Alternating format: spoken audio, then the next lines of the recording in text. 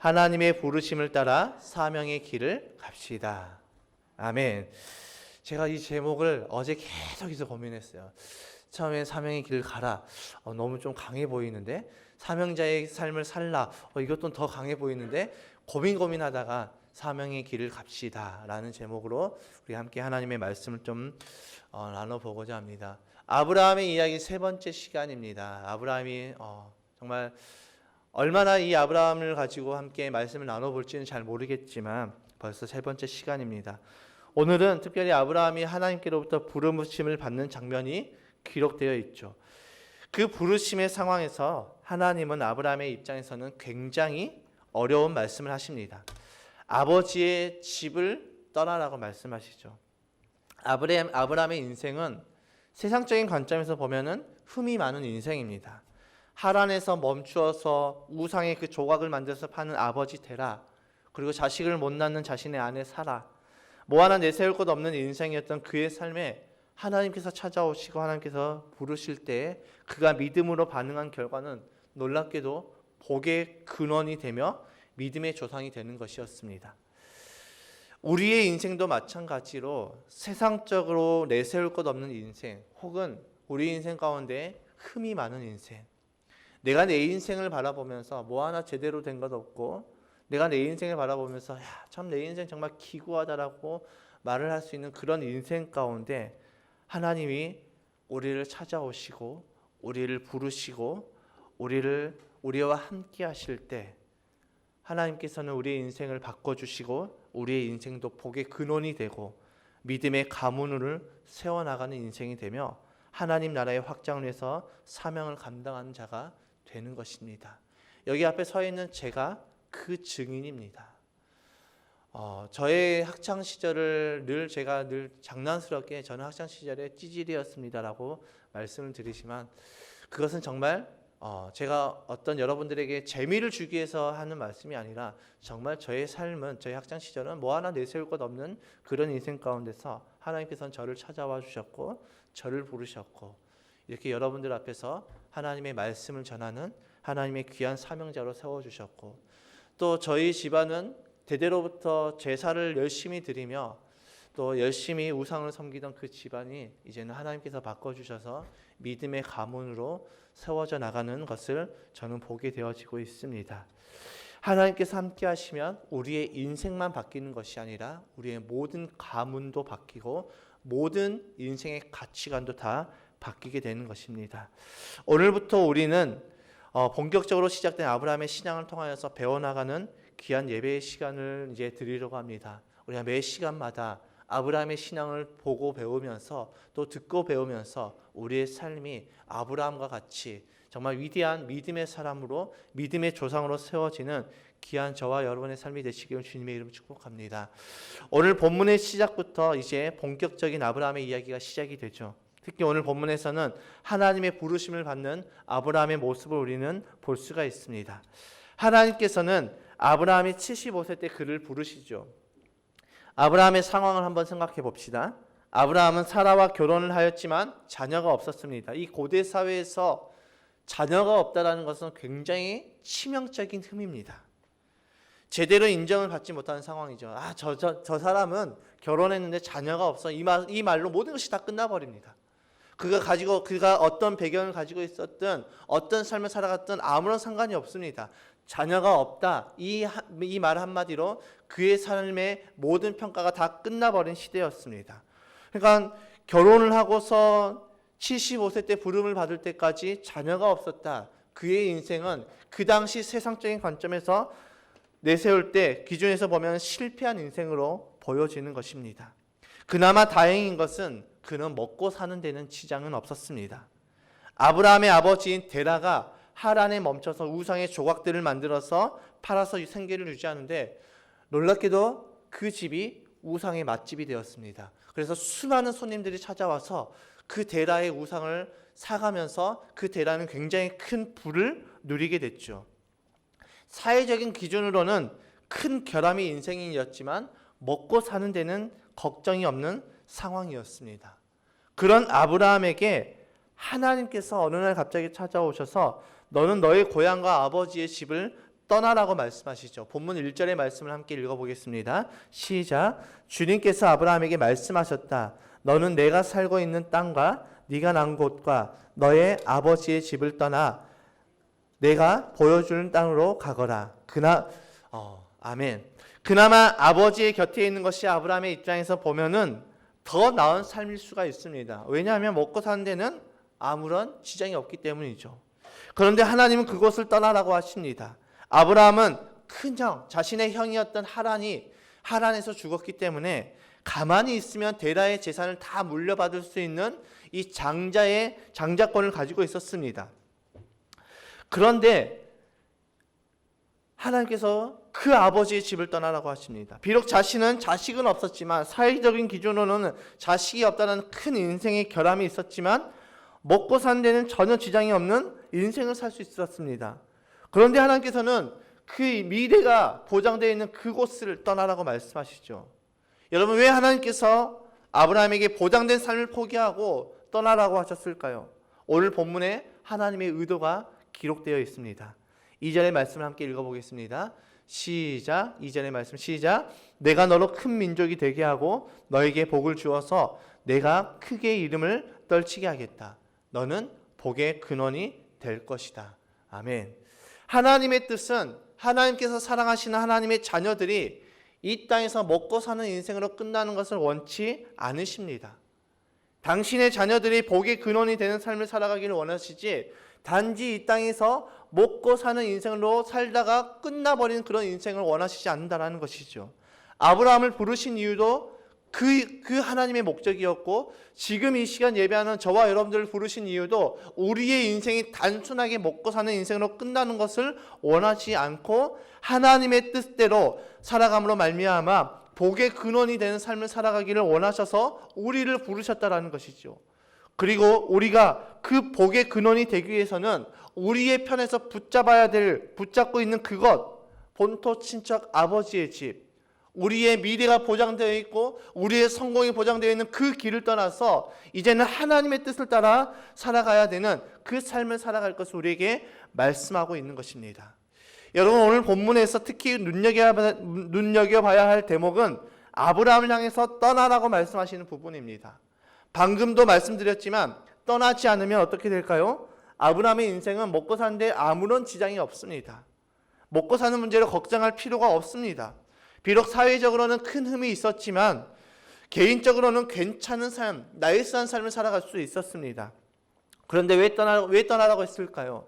이 하나님께서 오늘 말씀에서 떠나라고 하는 그 의미가 무엇일까요? 이 떠남의 의미와 결과는 이 말씀을 통해서 함께 좀 나눠보고자 합니다. 첫 번째로 떠남의 의미가 무엇입니까? 사명을 따라 사는 삶을 살아가는 것입니다.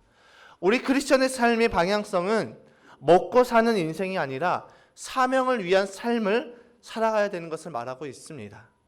하나님의 부르심은 곧 우리 인생의 방향을 정해주시고 떠나는 것은 내가 의지하는 그것을 내려놓고 하나님을 의지하며 하나님의 뜻을 따라 사명을 감당한 삶을 살아가는 것을 의미하고 있습니다. 아브라함이 데라의 곁에 있으면 먹고 사는 문제는 해결이 됩니다. 아무런 걱정이 없이 살아갈 수 있습니다. 물론 자신의 아내 그 사라가 임신을 하지 못하였지만 고대 사회에서는 첩을 두는 것이 통용되는 사회였기 때문에 문화였기 때문에 첩을 통해서 자녀를 낳으면 해결되는 문제였습니다. 그런 아브라함에게 하나님께서 찾아오셔서 너는 고향과 아버지의 집을 떠나라고 말씀하십니다. 너의 인생이 먹고 사는 인생으로 끝나는 것이 아니라 이제는 사명을 위해서 살아가는 것이 이 땅에서의 너의 삶이라는 것을 말씀해 주고 있는 대목이지요. 세상이 기준이 되는 그 인생이 아니라 하나님의 말씀이 기준이 되는 그 인생을 살라고 말씀하시는 것입니다. 이는 이 시간 예배하는 우리 모두에게도 동일하게 적용되는 말씀이죠. 여러분, 하나님께서는 우리를 이 땅 가운데 우리를 보내셨는데 우리를 보내시는 이유는 먹고 살라고 보내시지 않았다는 것입니다. 우리를 이 땅 가운데 보내신 이유는 하나님의 사명을 감당하라고 우리를 보내셨습니다. 여러분, 우리가 이 땅에서 먹고 살기 위해서 예수님께서 십자가에 못 박혀 죽으신 것이 아니라는 것이지요. 여러분, 우리는 예수님의 피값으로 다시 새 생명을 얻었습니다. 그런데 그렇다면 우리의 인생은 어떻게 살아가야 됩니까? 예수의 피값만큼 살아가야 됩니다. 그런데 우리가 그 피값만큼 살아가지 아니하고 부르심을 받는 우리가 먹고 사는 문제에만 집중해 있다면 예수님의 죽으심은 헛된 죽음이 되는 것이지요. 예수님의 죽으심을 헛되게 하지 않기 위해서는 우리는 어떤 삶을 살아가야 됩니까? 아브라함과 같이 사명을 위해 살아가는 삶이 되어야 됩니다. 두 번째로 떠나는 것이 의미하는 것은 무엇이냐? 하나님을 의지하는 삶입니다. 아브라함에게 있어서 고향과 아버지의 집은 가장 안전하고 미래가 보장되어 있는 곳입니다. 그런데 하나님께서는 그곳을 떠나라고 말씀하십니다. 아브라함의 입장에서는 굉장히 이해하기 어렵지요. 그럼에도 불구하고 하나님께서는 떠나라고 하시죠. 왜일까요? 왜 하나님께서는 아브라함에게 너는 고향과 친척과 아버지의 집을 왜 떠나라고 말씀하셨을까요? 세상과 사람이 아닌 하나님을 의지하는 삶을 살아갈 것을 말씀하시는 것입니다. 여러분, 우리 크리스천의 삶은 하나님을 의지할 때 우리의 삶이 온전하게지며 하나님을 의지할 때 그 인생의 가치를 발견하게 되는 것입니다. 그리고 진정한 안식은 내가 내 힘으로 내 노력으로 쟁취하는 것이 아니라 하나님 안에 있을 때 하나님께서 그 안식을 부어주신다는 것입니다. 그리고 우리가 하나님 안에 있을 때 진정한 자유를 누리게 됩니다. 즉 떠남의 의미는 삶의 가치관과 방향성이 완전하게 바뀌는 것을 의미하고 있죠. 그렇다면 이 떠나는 것의 결과는 무엇입니까? 떠남의 결과는 아브라함의 입장에서 떠나라고 하시는 그 하나님을 이해할 수는 없었을 것입니다. 아브라함의 입장에서 한번 생각해 봅시다. 가만히 있으면 안정되어 있는 그 삶에서 떠나라라고 말씀하시는 그 하나님을 이해할 수 없습니다. 그런데 하나님의 말씀을 따라가게 되었을 때 그 결과가 무엇입니까? 떠남의 결과는 복의 근원이 되게 하시는 것입니다. 우리의 시작은 우리의 입장에서는 도무지 이해할 수 없지만 하나님의 인도하심을 따라갔을 때 하나님께서는 우리의 삶을 새롭게 디자인하시고 복의 근원이 되어서 살아가게 하신다는 것입니다. 얼마 전에 제가 우리 아이들에게 레고 블록을 사줬습니다. 어느 날 갑자기 라일이가 초밥이 먹고 싶다고 해서 그래 어디 가고 싶니라고 하니까 잘 먹지도 않는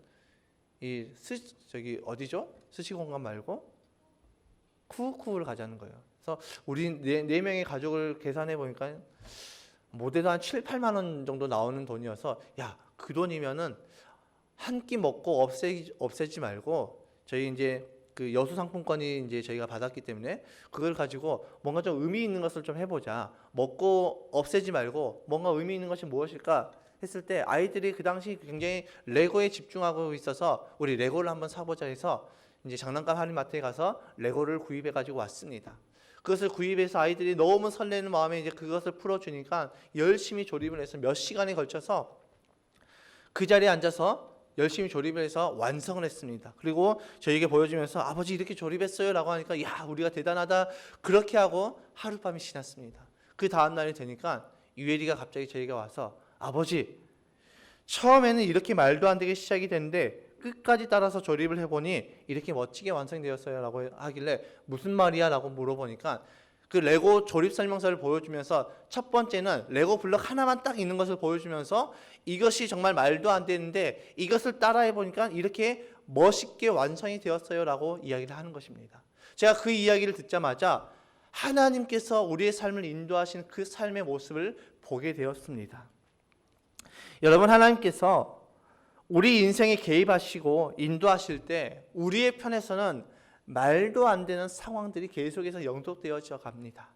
한 걸음 한 걸음 나아갈 때마다 우리는 우리의 인생이 어떻게 변할지 알 수가 없습니다. 그러나 그 인생의 끝에 하나님께서 우리의 인생에 개입하시고 하나하나 우리를 쌓아 나가시면서 우리를 결국 마지막에는 어떻게 하시냐? 하나님의 멋진 걸작품으로 완성하여 주신다는 것입니다.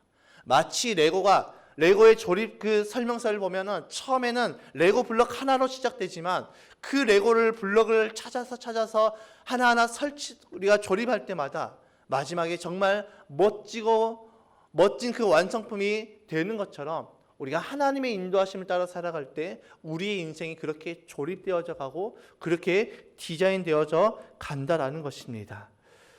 우리 크리스천의 삶은 우리가 내 인생을 개척하면서 내 인생을 만들어가는 것이 아니라 하나님께서 내 삶을 디자인하시고 인도하시고 세워나가실 때 그 하나님께 우리의 삶을 맡겨드리는 그 삶을 살아감으로 말미암아 우리의 인생의 그 끝에서 우리를 완성하시는 그 하나님을 기대하는 그 삶이 우리 크리스천의 삶의 모습임을 저는 저희 아들의 그 말 한마디에 깨닫게 되었습니다. 오늘 본문에서도 아브라함의 인생 가운데 찾아오신 하나님께서는 아브라함의 입장에서는 도저히 말도 안 되는 그 제안을 하셨지만 그 제안을 따라 아브라함이 나아갔을 때 그는 결국 복의 근원이 되었고, 우리가 지금 믿음의 조상 하면 아브라함을 떠올리는 그런 위대한 믿음의 사람이 되었다라는 것입니다. 그렇다면 오늘 본문에 기록된 이 복의 근원인 사람의 삶은 어떤 삶일까요? 첫 번째로 축복의 통로의 삶입니다. 우리 3절의 말씀 함께 읽어보겠습니다. 시작. 너를 축복하는 사람에게는 내가 복을 베풀고 너를 저주하는 사람에게는 내가 저주를 내릴 것이다. 땅에 사는 모든 민족이 너로 말미암아 복을 받을 것이다. 이 말씀을 한마디로 추격하면 축복의 통로라는 것이죠. 복의 근원은 어떤 사람인가? 나를 통하여서 복을 받는 사람들이 나타나는 삶임을 말해주고 있습니다. 우리가 매 예배 때마다 VIP를 위해서 기도하고 나서 제가 마무리 기도할 때 항상 하는 기도가 이렇습니다. 하나님, 우리가 이 땅에 존재함으로 인하여서 우리 때문에 예수 믿는 사람이 나오게 하시고, 우리 때문에 하나님의 자녀가 되는 사람들이 나오게 하시고, 우리 때문에 지옥으로 가다가 돌이켜서 천국으로 가는 사람들이 허다하게 나오게 하여 주시옵소서. 여러분, 이 삶이 바로 복의 근원이고 이 삶이 바로 축복의 통로이죠. 우리가 이 땅에 존재함으로 말미암아 예수 믿는 사람이 나타나고, 우리가 이 땅에 존재함으로 말미암아 지옥에 가는 영혼들이 천국으로 가는 자들로 바뀌는 그 축복의 통로의 삶, 그 삶이 이 시간 예배하고 있는 저와 여러분의 삶이라는 것입니다. 여러분, 우리가 복을 받았다라는 것은 단순하게 우리가 물질적으로 많은 복을 받았다, 우리의 자녀들이 잘 됐다, 내가 투자하는 것마다 대박이 났다, 내 집에 시세가 갑자기 엄청나게 올랐다, 이것만을 말하는 것이 아니라 지옥으로 갈 우리가 예수님을 믿고 하나님의 자녀가 되어서 천국에 가게 되는 것이 진정한 복이고, 그 삶은 곧 우리 때문에 예수 믿는 사람들이 나오게 되는 삶을 살아가게 된다는 것입니다. 그래서 예수 믿고 천국 가는 우리가 이 땅에 존재함으로 말미암아 우리 때문에 수많은 사람들이 천국 가는 하나님의 자녀가 나타나는 것, 그 삶이 복받는 자의 삶의 모습이라는 것입니다. 두 번째로 복받는 자의 삶은 우리의 든든한 백이 되시는 하나님이 우리에게 있다는 것을 우리는 알 수가 있습니다. 하나님께서 아브라함에게 하신 말씀을 잘 주목해 봅시다. 너를 축복하는 자에게 내가 복을 주고 너를 저주하는 자에게 내가 저주를 내릴 것이다. 여러분, 이 말씀만큼 든든한 백이 되어주신 하나님이 어디 있습니까? 우리를 축복하는 자에게 축복해주고 우리를 저주하는 자에게 저주를 내리겠다. 여러분, 이보다 더 큰 백이 어디 있겠습니까? 우리는 이 세상의 그 어떤 백보다 더 위대하시고 전지전능하신 하나님이 우리의 든든한 뒷백으로 있는 복의 사람이라는 것입니다. 그런데 그 다음 말씀을 주목해 봅시다. 뭐라고 말씀합니까? 땅의 모든 민족이 너로 말미암아 복을 받을 것이다. 땅의 모든 민족이 복을 받게 된다는 것입니다. 마치 예수님께서 제자들에게 하셨던 말씀과 굉장히 비슷한 대목이지요. 땅끝까지 이르러 내 증인이 되라. 복이신 예수님의 증인이 되는 삶, 그것이 바로 복받은 자의 삶이라는 것입니다. 즉, 하나님께서는 아브라함에게 믿음의 조상이 된다는 것을 말씀해 주고 있죠. 그리고 땅끝까지 이르러 복음을 전하는 모든 자들의 든든한 뒷백이 되어주신다는 것입니다. 예수님께서 제자들에게 마지막 지상 명령을 주실 때 뭐라고 말씀하셨습니까? 내가 세상 끝날까지 너희와 항상 함께 있을 것이다. 여러분, 우리는 이 땅에서 외로운 존재가 아닙니다. 우리는 이 땅에서 공허한 존재가 아니라는 것입니다. 늘 하나님께서 우리와 함께 하시고 우리와 동행하여 주십니다. 늘 하나님께서 우리를 지켜주시고 우리를 축복하는 자에게 하나님께서 축복하여 주시고 우리를 향해서 저주한 자, 우리의 마음을 아프게 하고 우리의 심령을 상하게 하는 자, 우리를 괴롭히는 자에게 하나님께서 언젠가 하나님의 방법으로 우리를 대신해서 원수를 갚아주신다고 말씀하고 있습니다. 그래서 성경은 뭐라고 말씀하고 있습니까?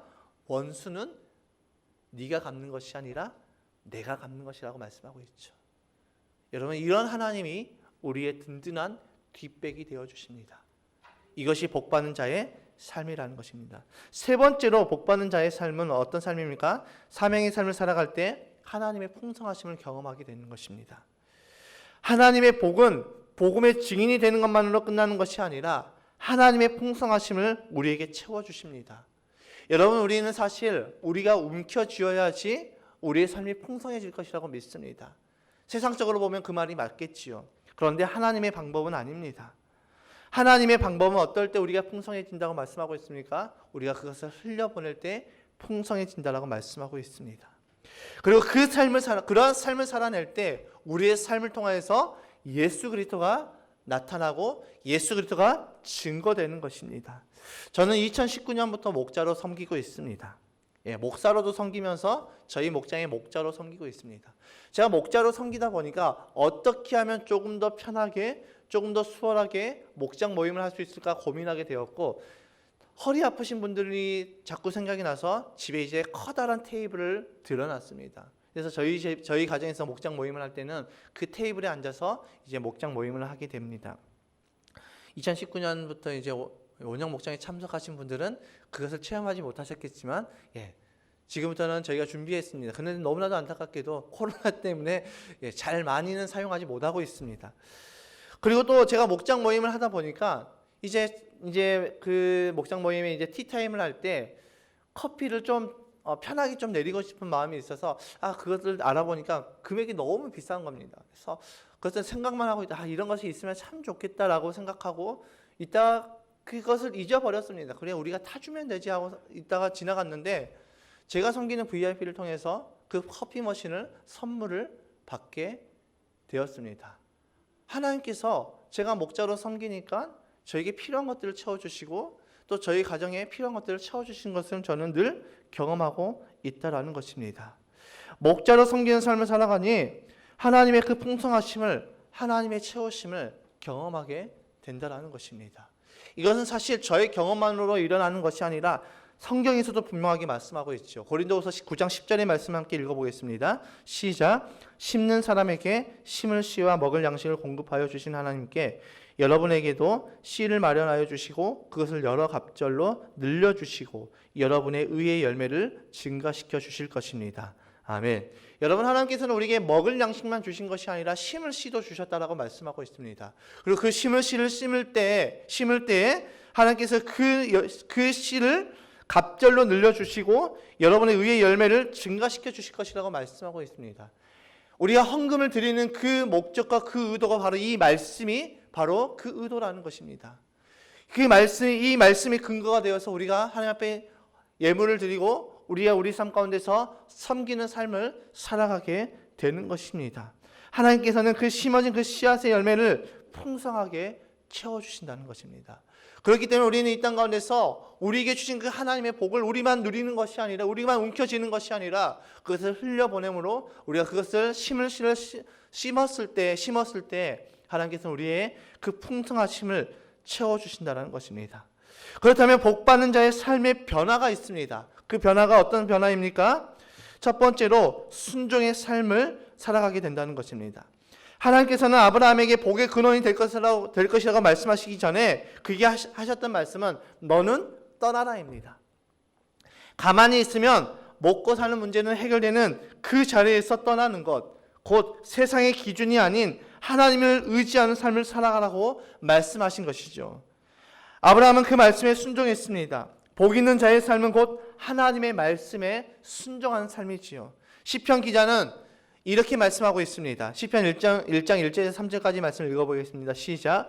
복 있는 사람은 악인의 길을 따르지 아니하며 죄인의 길에 서지 아니하며 오만한 자의 자리에 앉지 아니하며 오로지 주님의 율법을 즐거워하며 밤낮으로 율법을 묵상하는 사람이다.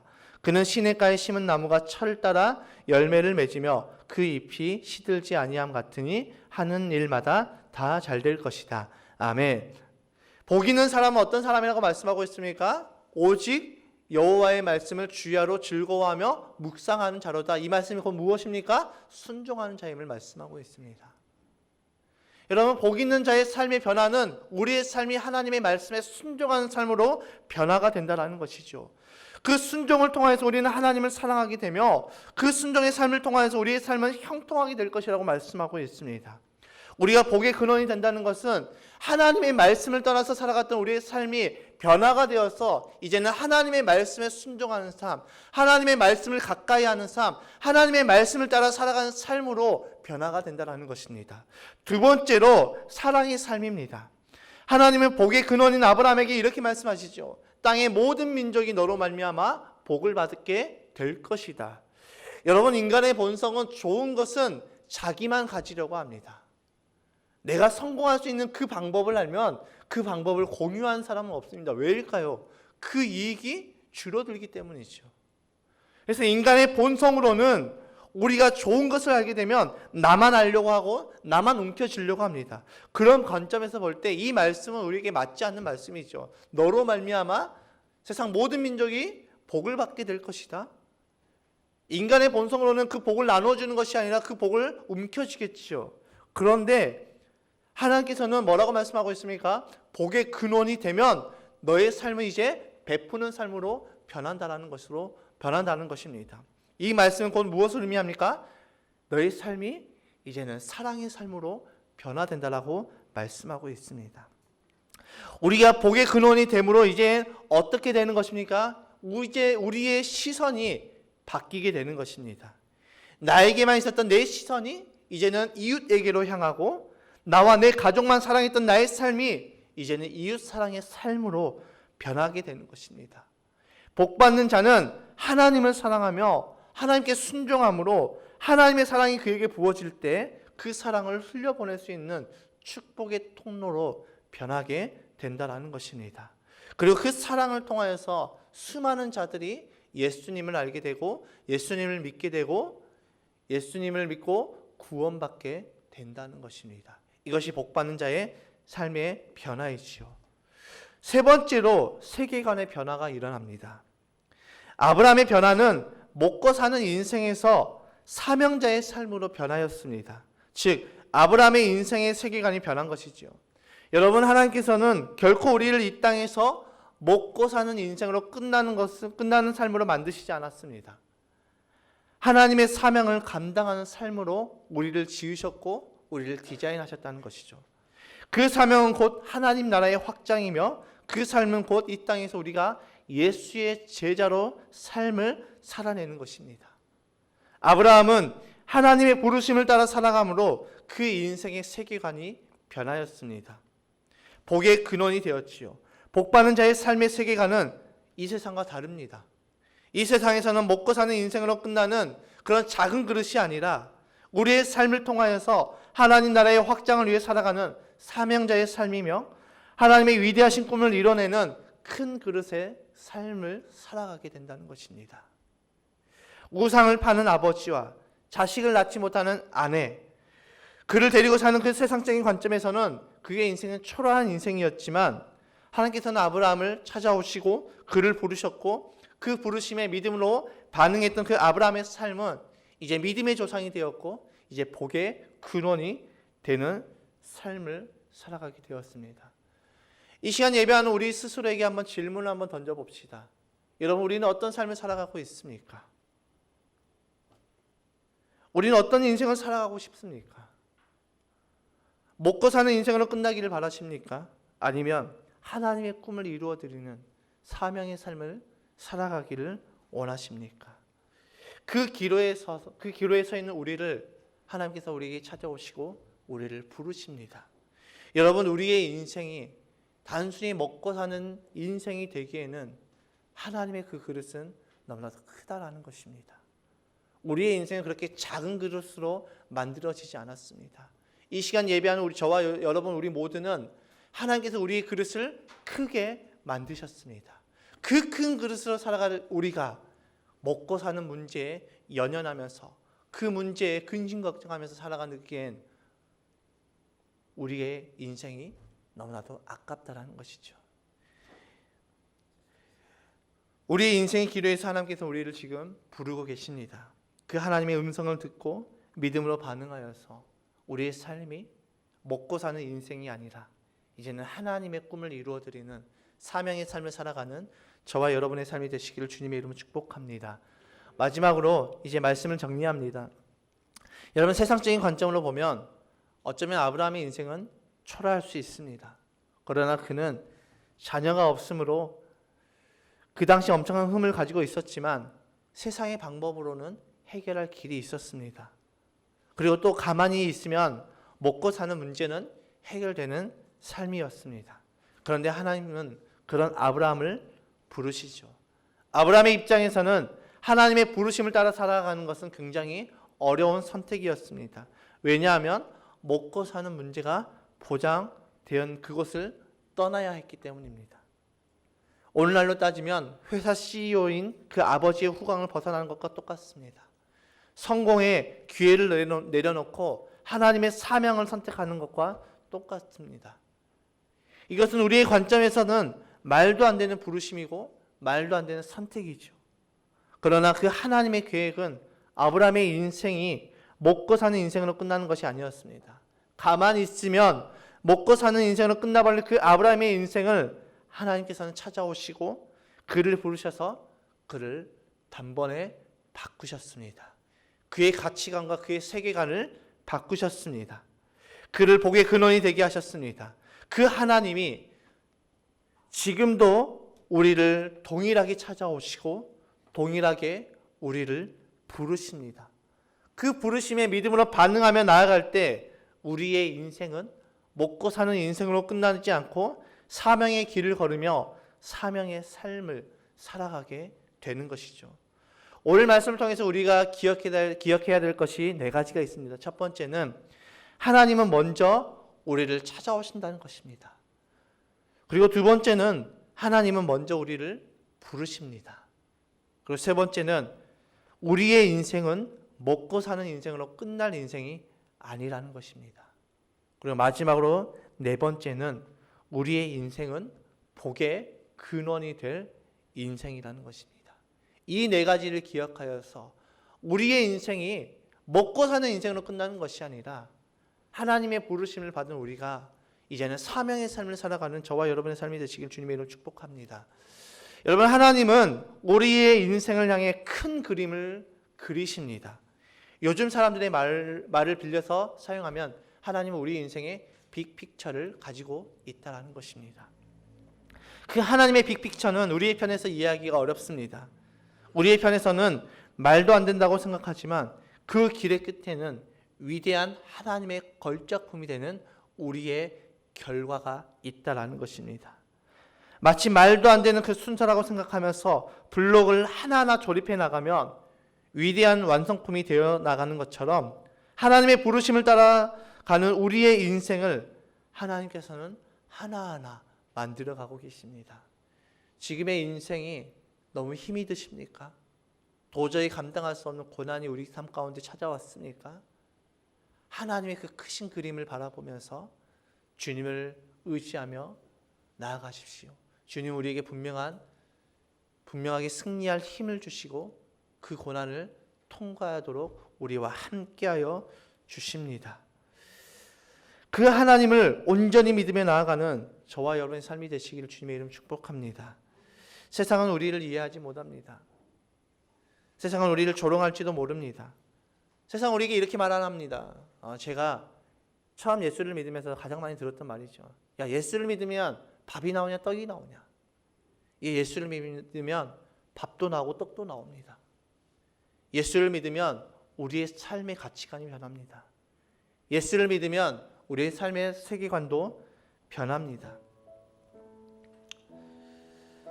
예수를 믿으면 우리의 삶은 복의 근원이 됩니다. 예수를 믿으면 우리의 삶이 형통해집니다. 세상이 이해할 수 없는 우리의 삶, 세상은 먹고 사는 문제로 걱정하지만 예수를 믿는 우리의 삶은 먹고 사는 인생이 아니라 하나님의 사명을 감당하는 삶을 살아가는 것입니다. 우리의 편에서 안심이 되는 그 자리가 있습니까? 내가 절대 이것만은 포기 못할 그 자리가 있습니까? 내가 절대 이것을 떠나면 내 인생이 망할 것 같은 그 자리가 있습니까? 그것을 내려놓으십시오. 그리고 하나님을 바라보십시오. 그런 우리를 바라보면서 세상은 우리를 손가락질하며 조롱할 것입니다. 그러나 그 길 끝에 계시는 그 하나님께서 우리의 인생을 완성해 나가십니다. 그 우리의 삶을 바꿔주시고 우리의 삶을 온전케 하시고 우리의 삶을 복의 근원이 되게 하시는 그 하나님을 바라보며 이제는 우리의 인생이 먹고 사는 인생이 아니라 사명의 삶을 살아가는 저와 여러분의 삶이 되시기를 주님의 이름으로 축복합니다.